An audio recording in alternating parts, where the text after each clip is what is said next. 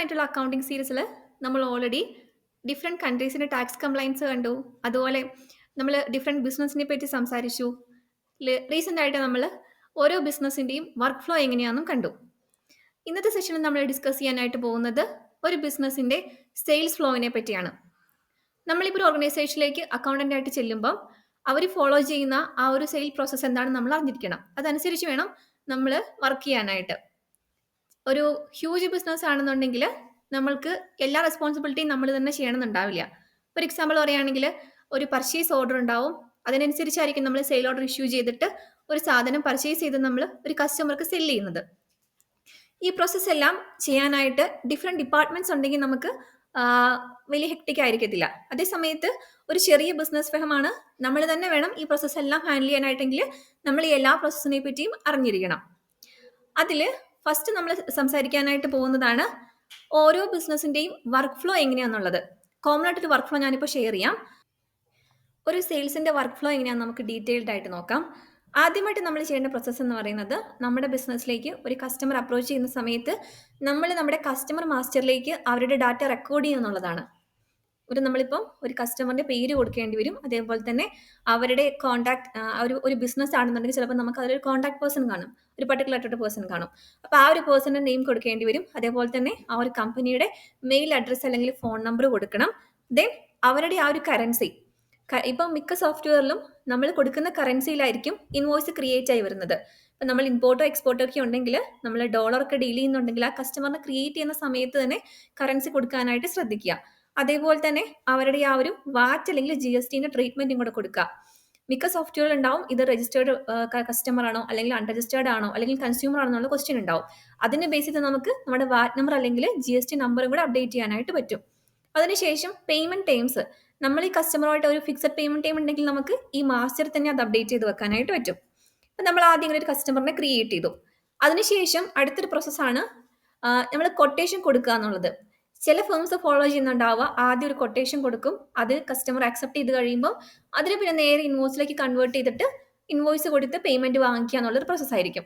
പക്ഷേ ചില organisations follow ചെയ്യുന്നുണ്ടാവുക, ഒരു കൊട്ടേഷൻ കൊടുത്തു, ആ കൊട്ടേഷന് പിന്നെ ഒരു സെയിൽ ഓർഡറായി കൺവേർട്ട് ചെയ്തു, അതിനുശേഷമായിരിക്കും ആ സെയിൽ ഓർഡറിനെ ഒരു ഇൻവോയ്സ് ആയിട്ട് കൺവേർട്ട് ചെയ്തിട്ട് പിന്നെ നമ്മൾ പേയ്മെന്റ് വാങ്ങിക്കുന്നുണ്ടാവുക. അപ്പം നമുക്ക് ഡിസ്കസ് ചെയ്യാം. ഒരു കൊട്ടേഷൻ എന്ന് വെച്ചിട്ടുണ്ടെങ്കിൽ ഉദ്ദേശിക്കുന്നത് നമ്മൾ കസ്റ്റമർക്ക് കൊടുക്കുന്ന ആ ഒരു ഇനിഷ്യൽ ഓഫറാണത്.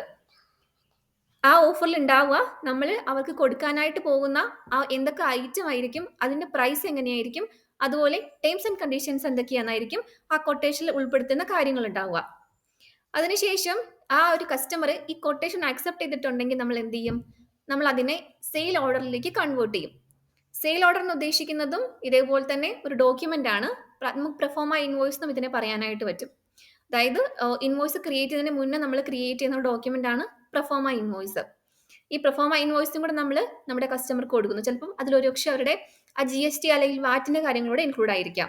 കസ്റ്റമർ അതും എഗ്രി ചെയ്തിട്ടുണ്ടെങ്കിൽ നമുക്ക് എന്ത് ചെയ്യാം? അതിന് നേരെ ഇൻവോയ്സിലേക്ക് കൺവേർട്ട് ചെയ്യാനായിട്ട് പറ്റും. നമ്മൾ ഇൻവോയ്സിലേക്ക് കൺവേർട്ട് ചെയ്യുമ്പോൾ കുറേ കാര്യങ്ങൾ ശ്രദ്ധിക്കേണ്ടതായിട്ടുണ്ട്. അത് ഞാൻ ഇതിന് ശേഷം ഡിസ്കസ് ചെയ്യുന്നുണ്ട്. ഇൻവോയ്സിലേക്ക് കൺവേർട്ട് ചെയ്ത് കഴിയുമ്പോൾ അടുത്ത സ്റ്റെപ്പ് എന്ന് പറയുന്നത് അതിന്റെ പേയ്മെന്റ് കളക്ട് ചെയ്യുക എന്നുള്ളതാണ്. ചില സിറ്റുവേഷൻസിൽ നമ്മൾ ഇൻസ്റ്റന്റ് ആയിട്ട് അതിന്റെ പേയ്മെന്റ് നമുക്ക് കസ്റ്റമർ തരുന്നുണ്ടാവും. ഇല്ല, ചില സമയങ്ങളിൽ ഡ്യൂ ഡേറ്റ് ഉണ്ട്. അതായത് ഒരു 30 ഡേയ്സ് കഴിഞ്ഞോ അല്ലെങ്കിൽ ഒരു 15 ഡേയ്സ് കഴിഞ്ഞോ ഒക്കെയാണ് നമ്മൾ പേയ്മെന്റ് ടൈംസ് എങ്കിൽ നമ്മൾ ആ ഒരു ഡേറ്റ് ആകുമ്പോഴത്തേക്കും പേയ്മെന്റ് ഫോളോ അപ്പ് ചെയ്ത് ആ പേയ്മെന്റും കൂടെ നമ്മൾ കളക്ട് ചെയ്യേണ്ടതായിട്ടുണ്ട്. ഇൻ കേസ് ഇനി അവിടെ ഒരു സെയിൽസ് റിട്ടേൺ ഉണ്ടെന്ന് വിചാരിക്കുക. അതായത് നമ്മൾ വിറ്റ ഒരു ഗുഡ്സ് നമുക്ക് തിരിച്ചു വരികയാണ്. അങ്ങനെ ഒരു സമയത്ത് നമ്മളത് ക്രെഡിറ്റ് നോട്ട് ആയിട്ടാണ് ബുക്ക് ചെയ്യുന്നത്. ക്രെഡിറ്റ് നോട്ട് ആയിട്ട് ബുക്ക് ചെയ്യുന്ന സമയത്ത് അവിടെ 2 ഓപ്ഷൻസ് ഉണ്ട്. ഒന്നുകിൽ നമ്മൾ ഈ ക്രെഡിറ്റ് നോട്ടിന് അഗൻസ്റ്റ് കസ്റ്റമർക്ക് റീഫണ്ട് കൊടുക്കേണ്ടതായിട്ട് വരും, പൈസ തിരിച്ചു കൊടുക്കേണ്ടതായിട്ട് വരും. ഇല്ലാന്നുണ്ടെങ്കിൽ നമുക്ക് എന്ത് ചെയ്യാം? ഈ ഒരു പൈസ അവർക്ക് നമ്മൾ വിൽക്കുന്ന അടുത്ത സെയിൽ ഇൻവോയ്സിലേക്ക് അഡ്ജസ്റ്റ് ചെയ്തതിനും പറ്റും. അടുത്ത ഇൻവോയ്സിലേക്ക് അഡ്ജസ്റ്റ് ചെയ്യാന്ന് വെച്ചാൽ, ഇപ്പോൾ ഒരു എക്സാമ്പിൾ പറയുകയാണെങ്കിൽ നമ്മളിപ്പം ക്രെഡിറ്റ് നോട്ട് അടിച്ചത് ഒരു 100 രൂപയ്ക്കാണ്. അപ്പോൾ നമ്മൾ ഇനി നെക്സ്റ്റ് ഡേ നമ്മൾ അടിക്കാൻ പോകുന്നത് 200 റുപ്പീസിനാണ് ഇൻവോയ്സ് എങ്കിൽ അവർ നമുക്ക് തരാനായിട്ടുണ്ടാവുക ഈ 200 നിന്ന് ക്രെഡിറ്റ് നോട്ടിന്റെ 100 കുറച്ചിട്ട് ബാക്കി 100 റുപ്പീസ് ആയിരിക്കും നമുക്ക് തരാനായിട്ടുണ്ടാവുക. ഇതാണ് ഒരു സെയിലിന്റെ പ്രോസസ്സ് എന്ന് പറയുന്നത്. ആദ്യം ഒരു കൊട്ടേഷൻ കൊടുക്കുന്നു, അതിനുശേഷം അതിനെ ഇൻവോയ്സിലേക്ക് കൺവേർട്ട് ചെയ്യുന്നു, പിന്നെ നമ്മൾ ആ ഇൻവോയ്സിന്റെ പേയ്മെന്റ് റിസീവ് ചെയ്യുന്നു. അതിനുശേഷം ക്രെഡിറ്റ് നോട്ട് ഉണ്ടെങ്കിൽ നമ്മൾ ക്രെഡിറ്റ് നോട്ട് റെക്കോർഡ് ചെയ്ത് റീഫണ്ട് കൊടുക്കുക, അല്ലെങ്കിൽ അടുത്ത ഇൻവോയ്സിലേക്ക് അതിന്റെ അലോക്കേറ്റ് ചെയ്യുകയാണ് ചെയ്യുന്നത്. അപ്പോൾ ഈ ഒരു പ്രോസസ് ഫ്ലോ എപ്പോഴും നിങ്ങളുടെ മനസ്സിലുണ്ടായിരിക്കണം. നിങ്ങളുടെ കമ്പനി ഫോളോ ചെയ്യുന്നതിൽ ഏതാണോ അപ്പോൾ നമുക്ക് അതുമായിട്ട് പെട്ടെന്ന് അഡാപ്റ്റ് ചെയ്യാനായിട്ട് പറ്റും. അടുത്തത് വന്നിട്ട് നമ്മൾ ഡിസ്കസ് ചെയ്യാനായിട്ട് പോകുന്നത് ഒരു ഇൻവോയ്സിൽ എന്തൊക്കെ കാര്യങ്ങളാണ് നമ്മൾ ഉൾപ്പെടുത്തേണ്ടതെന്നുള്ളതാണ്. അത് നമ്മൾ UAE, ഇന്ത്യ, അതേപോലെ തന്നെ സൗദി, ഈ 3 കൺട്രിയിലെയും ഈ ഒരു കാര്യങ്ങൾ നമ്മൾ ഡിസ്കസ് ചെയ്യുന്നുണ്ട്. ആദ്യമായിട്ട് ഒരു ഇൻവോയ്സിന് ടൈറ്റിൽ ഉണ്ടാവുക ഇന്ത്യയിലാണെങ്കിൽ അത് ടാക്സ് ഇൻവോയ്സ് എന്നായിരിക്കും.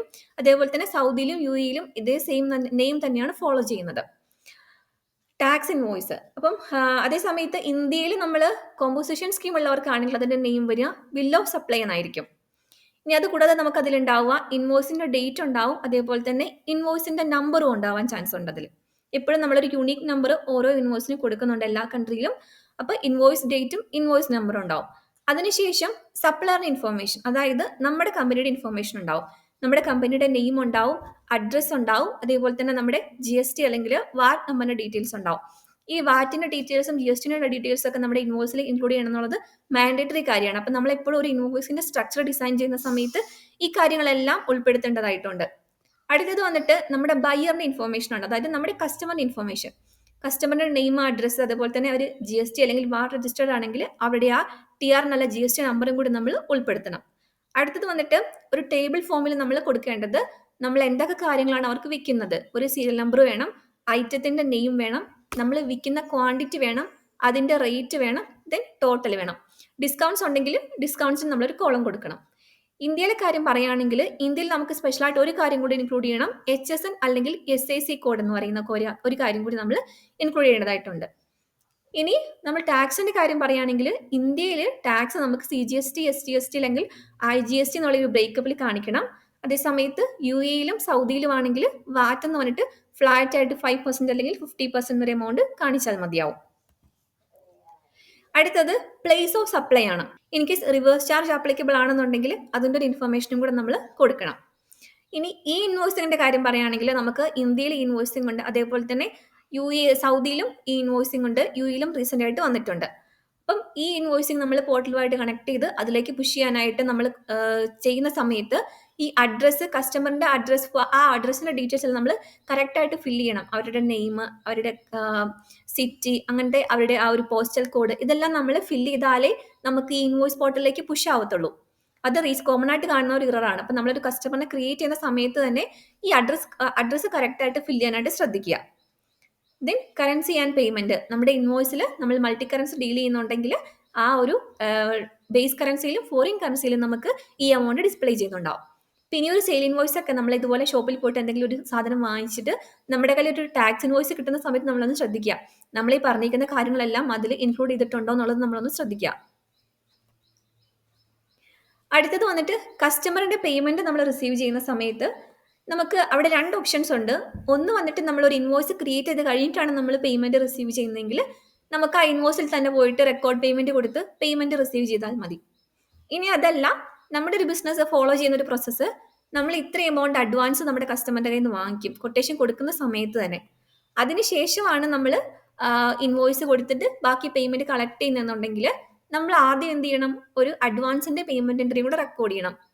അഡ്വാൻസിന്റെ പേയ്മെന്റ് എൻട്രി റെക്കോർഡ് ചെയ്യുന്ന സമയത്ത് സോഹോ പോലുള്ള സോഫ്റ്റ്വെയർസ് ഫോളോ ചെയ്യുന്നത് ഈ പേയ്മെന്റ് അവർ അൺഏൺ റവന്യൂ എന്നുള്ളൊരു അക്കൗണ്ടിലായിരിക്കും കൊണ്ടിടുന്നുണ്ടാവുക.